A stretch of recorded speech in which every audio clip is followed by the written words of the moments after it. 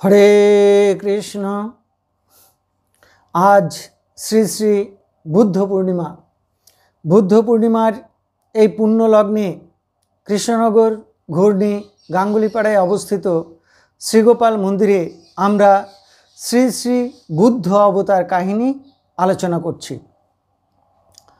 ওম অখণ্ডমণ্ডলাকারং ব্যাপ্তং যেন চরাচরং তৎপদং দর্শিতং যেন তস্मै শ্রী গুরবে নমঃ। ওম নমো ব্রহ্মণ্য দেবায় গো ব্রাহ্মণ হিতায় চ জগদ্ধিতায় কৃষ্ণায় গোবিন্দায় নমো নমঃ। ওম নারায়ণং নমস্কৃত্যং নরং চৈব নরোত্তমং দেবীং সরস্বতীং ব্যাসং তৎ জয়মুদীরয়েৎ। ওম সর্বমঙ্গলমঙ্গলে শিবে সর্বার্থ সাধিকে শরণ্যে ত্র্যম্বকে গৌরে নারায়ণে নমস্তুতে। হরি ওম তৎসৎ। কৃষ্ণনগর ঘূর্ণি গাঙ্গুলিপাড়ায় অবস্থিত শ্রীগোপাল মন্দিরে আজ আমরা শ্রী শ্রী বুদ্ধ অবতার কাহিনী আলোচনা করছি। দাপর যুগের শেষ ভাগে ভগবান শ্রীকৃষ্ণ এবং বলরাম অবতীর্ণ হয়েছিলেন। তারা দুষ্টের দমন করেছিলেন, শিষ্টের পালন করেছিলেন এবং ধর্মরাজ্য স্থাপন করেছিলেন। সমস্ত মানুষ তখন সুখে শান্তিতে বাস করতে লাগলেন। সুখে থাকতে থাকতে মানুষ আরামপ্রিয় হয়ে গেল। মানুষ ক্রমে ক্রমে ভগবানকে ভুলে গেল এবং সংসারের সুখকেই প্রধান বলে ভাবতে লাগল। মানুষ নিজের নিজের বর্ণের সম্মান বাড়ানোর জন্য ধর্ম, কর্ম এবং ক্রিয়াবহুল, ব্যয়বহুল যাগযজ্ঞ করতে লাগল। রাজারা নাম, যশ, খ্যাতি প্রতিষ্ঠার জন্য যাগযজ্ঞ করতে লাগলেন। ব্রাহ্মণ এবং যোগীগণ পূজা পাবার জন্য, প্রতিষ্ঠা পাবার জন্য, শিষ্য বাড়ানোর জন্য তপস্যা করতে লাগলেন। লোকাচার, যাগ, যজ্ঞ এবং নরবলি, পশুবলি এগুলি ধর্ম আচরণের প্রধান অঙ্গ হয়ে উঠল। বিভিন্ন বর্ণের মধ্যে হিংসাভাব প্রবল হয়ে উঠল। এমন সময় মানুষের জীবনের এবং সমাজের সংকট দূর করবার জন্য ভগবান শ্রী নারায়ণ বুদ্ধরূপে ধরাধামে অবতীর্ণ হলেন। কলিযুগের প্রথম ভাগে নেপালে কপিলাবস্তু নামে একটি নগর ছিল। সেখানে রাজত্ব করতেন শুদ্ধোধন নামক একজন রাজা। তার পত্নীর নাম ছিল মায়াদেবী। একদিন তিনি স্বপ্ন দেখলেন যে একটি শ্বেতবর্ণ হস্তী আকাশ থেকে নেমে আসছে। তার শুঁড়ে ধরা রয়েছে একটি প্রস্ফুটিত পদ্মফুল। সেই হাতিটি রানীর শরীরে মিলিয়ে গেল। রানীমা ঘুম থেকে উঠে রাজাকে তার স্বপ্নের কথা বললেন। রাজামশাই রাজপণ্ডিতদের এই স্বপ্নের কথা জানালেন। তারা বললেন, এ বড় ভালো স্বপ্ন। রানীমার গর্ভে শীঘ্রই একজন মহাপুরুষের জন্ম হবে। ক্রমে রানীমা গর্ভবতী হলেন এবং বৈশাখী পূর্ণিমার দিনে একটি পরম সুন্দর পুত্রের জন্মদান করলেন। পুত্রটির নাম রাখা হলো সিদ্ধার্থ। নামটি রাখলেন ত্রিকালজ্ঞ ঋষি অসিত। জ্যোতিষগণ গণনা করে বললেন, পুত্রটি বড় হলে হয় চক্রবর্তী রাজা হবেন, নয়তো জগৎগুরু সন্ন্যাসী হবেন। সিদ্ধার্থের মাত্র 7 দিন বয়সে মায়াদেবী পরলোক গমন করলেন। শুদ্ধোধন মায়াদেবীর ভগ্নী গৌতমীকে বিয়ে করলেন। এই গৌতমী অত্যন্ত স্নেহময়ী ছিলেন। তিনি পরম যত্নের সঙ্গে সিদ্ধার্থকে লালন পালন করতে লাগলেন। গৌতমী সিদ্ধার্থকে লালন পালন করেছিলেন, তাই তার একটি নাম হলো গৌতম। ধীরে ধীরে সিদ্ধার্থ বড় হতে লাগলেন, কিন্তু বালকদের যেমন চপলতা থাকে, সিদ্ধার্থের তা ছিল না। খেলাধুলায় ব্যস্ত না থেকে তিনি উদাসীনের মতো থাকতেন। যতই বড় হতে লাগলো, তার উদাসীনতা তত বাড়তে লাগলো গাম্ভীর্য। সিদ্ধার্থ যাতে সংসার থেকে সন্ন্যাসী না হয়, সেজন্য রাজামশাই তাকে সব সময় নাচ গান আনন্দ উৎসবের মধ্যে রাখতে চেষ্টা করতেন। সিদ্ধার্থ প্রখর মেধাবী ছিল। অল্প দিনের মধ্যেই সে ইতিহাস, অর্থবিদ্যা, আগম নিগম, জ্যোতিষ, সাংখ্যশাস্ত্র, বেদ বেদান্ত সকল কিছু শিখে নিল। যুদ্ধবিদ্যা, নৃত্যবিদ্যা সকল কিছুই শিখে নিল, কিন্তু তার হৃদয় ছিল সকলের জন্য করুণায় ভরা। সে কখনো পশু পাখি বধ করত না, মৃগয়ায় যেত না। বাল্যবেলায় একদিন সখাদের সঙ্গে খেলা করছিল সিদ্ধার্থ। এমন সময় একটি তীরবিদ্ধ রাজহাঁস উড়ে এসে পড়ে তার কাছে। সিদ্ধার্থ খুব দুঃখ পেল হাঁসটিকে দেখে। সে তাকে শুশ্রূষা করে সুস্থ করে তুলল, কিন্তু তার খুড়তুতো ভাই দেবদত্ত জানালো, হাঁসটিকে সেই তীরবিদ্ধ করে আকাশ থেকে নামিয়েছে, অতএব হাঁসটি তাকে ফেরত দেওয়া হোক। কিন্তু সিদ্ধার্থ বলল, হাঁসটিকে তুমি তীরবিদ্ধ করে নামিয়েছিলে, আর আমি তাকে সুস্থ করে তুলেছি, প্রাণদান করেছি। তাহলে হাঁসটির আসল মালিক কে? রাজসভার পণ্ডিতরা বিচারে সিদ্ধার্থকেই জয়ী ঘোষণা করলেন। সিদ্ধার্থ সেই হাঁসটিকে আবার আকাশে উড়িয়ে দিল। সিদ্ধার্থ রাজপ্রাসাদে ভোগবিলাসের মধ্যে থাকলেও তার মন সর্বদাই উদাস থাকে। ভোগে তার আনন্দ নেই, কোথায় যেন একটা অতৃপ্তি, এক অপূর্ণতা অনুভব করে। পিতা শুদ্ধোধন সংসারের দিকে তার মন ফেরানোর জন্য গোপা নামক এক সুন্দরী রাজকন্যার সঙ্গে বিয়ে দিলেন। 10টি বৎসর অতিক্রান্ত হলো। একটি পুত্র সন্তানও জন্মগ্রহণ করল। তার নাম হলো রাহুল। রাজা শুদ্ধোধন খুব খুশি হলেন। এবারে এই পুত্রের মায়াতে সিদ্ধার্থ নিশ্চয়ই সংসারে আবদ্ধ হবে। কিন্তু না, পুত্রের আকর্ষণ তাকে সংসারে বাঁধতে পারল না। অন্তরে জাগ্রত হলো তার তীব্র বৈরাগ্য। একদিন সিদ্ধার্থ রথে করে নগর ভ্রমণে বার হলো। তার রথের সারথি ছিলেন চন্দক। রথে করে ভ্রমণ করতে করতে সিদ্ধার্থ দেখতে পেল একজন অতি বৃদ্ধ মানুষ লাঠি ভর দিয়ে অতি কষ্টে পথ চলেছেন। অস্থি চর্মসার দেহ তার। সিদ্ধার্থ জিজ্ঞেস করল সারথিকে, এ মানুষটি এইভাবে চলছে কেন? ছন্দক বললেন, উনি বৃদ্ধ, জরাগ্রস্ত, তাই এভাবে চলছেন। সিদ্ধার্থ জিজ্ঞাসা করলেন, সকলেরই কি এই দশা হয়? সারথি বললেন, হ্যাঁ। সিদ্ধার্থ বললেন, আমাকেও এই রকম বৃদ্ধ জরাগ্রস্ত হতে হবে? ছন্দক বললেন, হ্যাঁ। সিদ্ধার্থ আতঙ্কিত হলো, চিন্তিত হলো। চলতে চলতে কিছু দূরে দেখতে পেল একজন কুষ্ঠ ব্যাধিগ্রস্ত মানুষ, তার দেহের ক্ষত থেকে দুর্গন্ধ ছড়াচ্ছে, পথচারীরা সরে সরে যাচ্ছে।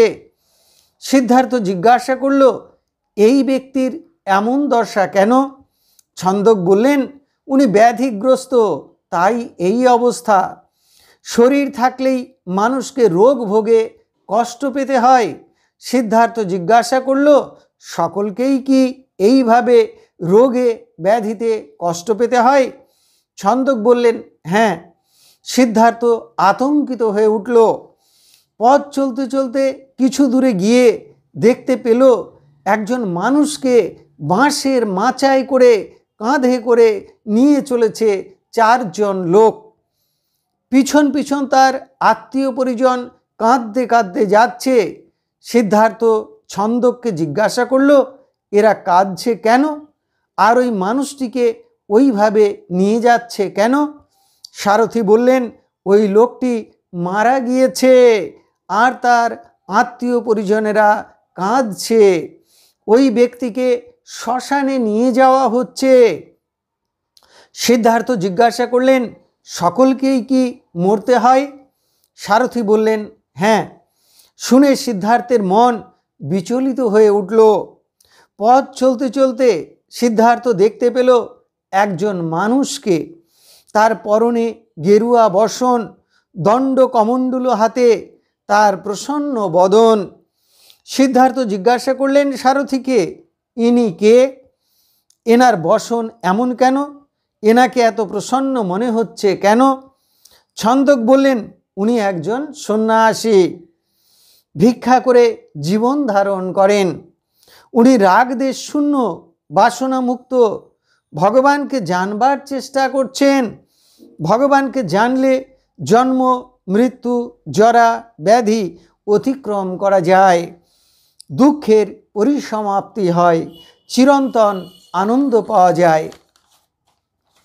সিদ্ধার্থ সন্ন্যাস নেবার সংকল্প করলেন।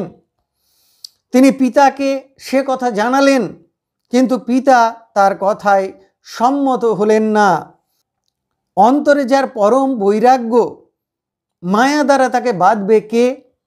অবশেষে একদিন গভীর রাত্রিতে যখন সকলে নিদ্রায় আচ্ছন্ন, তখন সিদ্ধার্থ পিতা, মাতা, স্ত্রী, পুত্র, রাজত্ব সকল কিছুর মায়া ত্যাগ করে ভিক্ষাপাত্র হাতে রাজপ্রাসাদ ত্যাগ করলেন।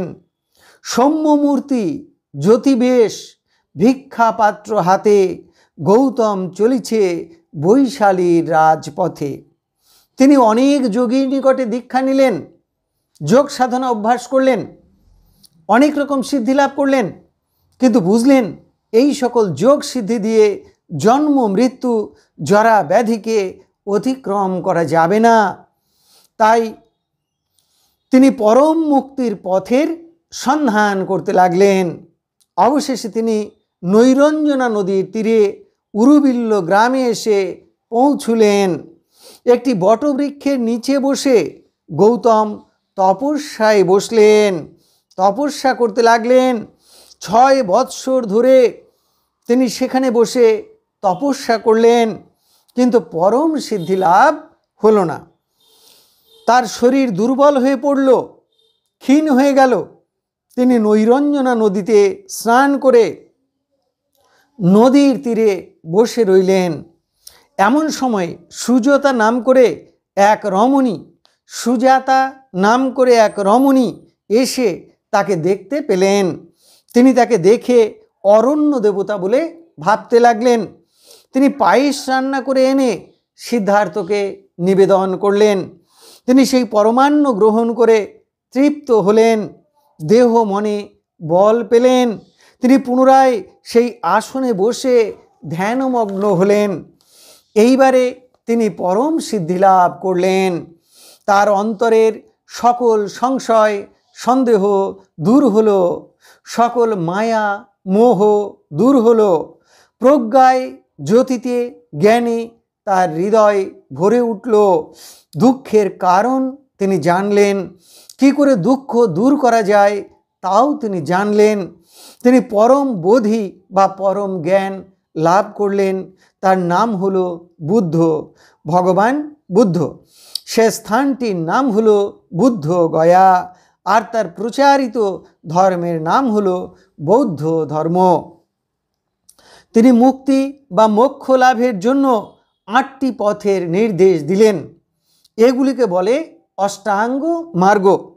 এই পথগুলি হলো সৎ চিন্তা, সৎ কর্ম, সৎ জীবনযাপন, সৎ দৃষ্টি, সৎ ব্যবহার, সৎ বচন, সৎ স্মৃতি এবং সৎ সমাধি।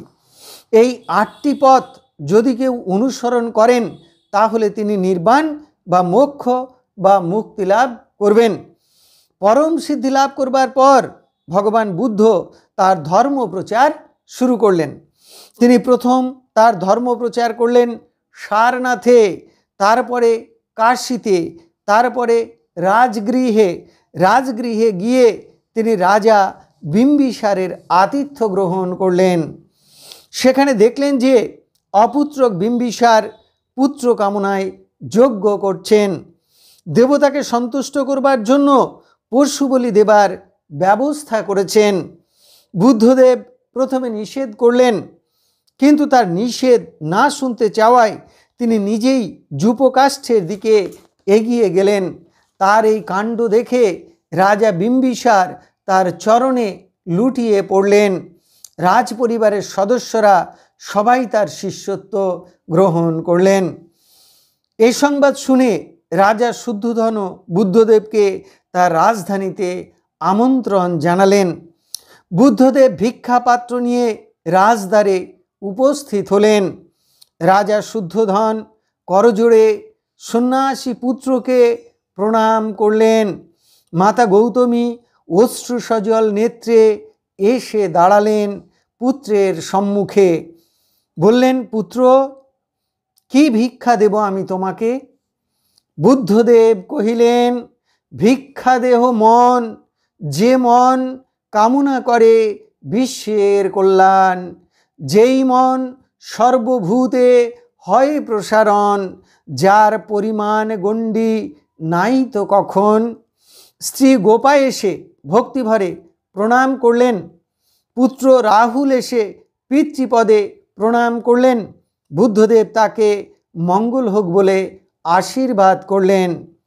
বুদ্ধদেব পুত্রকে বললেন, সমস্ত প্রাণী সুখী হোক, শত্রুশূন্য হোক, অন্তরে অহিংসা প্রতিষ্ঠিত হোক, নিজের নিজের সম্পত্তি থেকে কেউ যেন বঞ্চিত না হয় পৃথিবীতে। পুত্র রাহুল পিতাকে বললেন, পিতা, আমাকে পিতৃধন দান করুন। বুদ্ধদেব তাকে মন্ত্র দীক্ষা দিয়ে নিজের শিষ্য করে নিলেন। ক্রমে পিতামাতা, জ্ঞাতি, ভ্রাতা, রাজ্যশুদ্ধ সবাই বুদ্ধের শিষ্যত্ব গ্রহণ করলেন।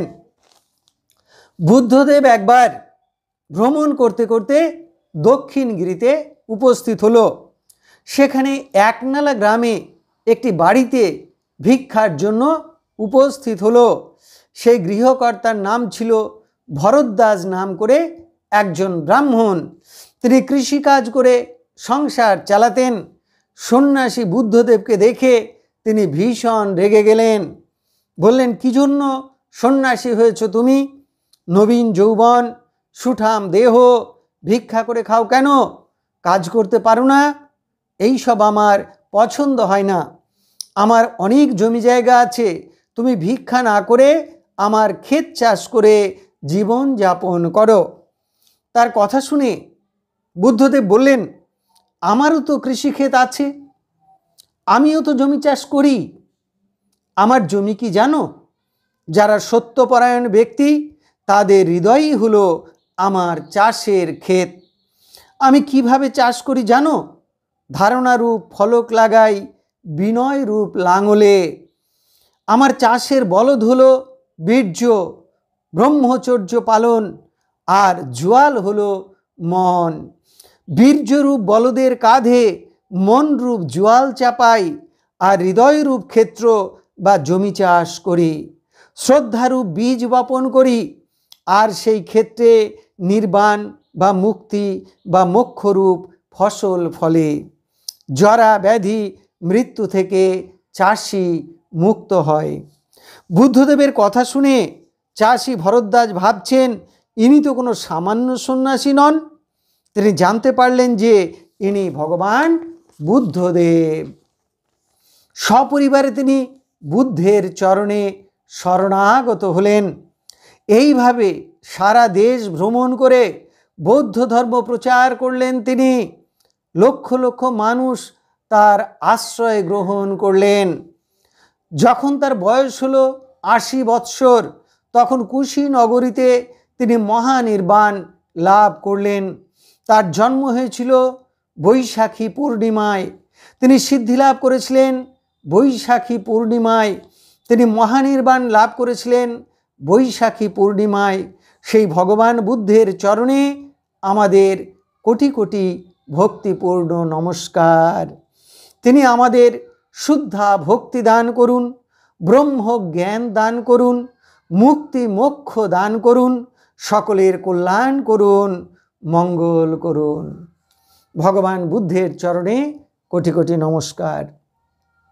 এখন আমরা ভগবান শ্রীকৃষ্ণের চরণে প্রার্থনা জানাচ্ছি। হে কৃষ্ণ কৃপা সিন্ধু, এই নাও তুমি আমার দেহ, এই নাও তুমি আমার মন, এই নাও তুমি আমার প্রাণ, এই নাও তুমি আমার আত্মা, এই নাও তুমি আমার জীবন যৌবন যথা সর্বস্ব।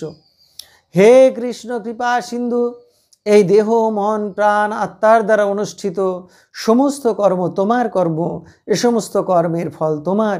হে ভগবান, তুমি পিতা, তুমি মাতা, তুমি আমার পুত্র, তুমি আমার কন্যা, তুমি স্থাবর জঙ্গম কীট পতঙ্গ লতাপাতা রূপে রূপে প্রতিরূপে তুমি বিরাজিত।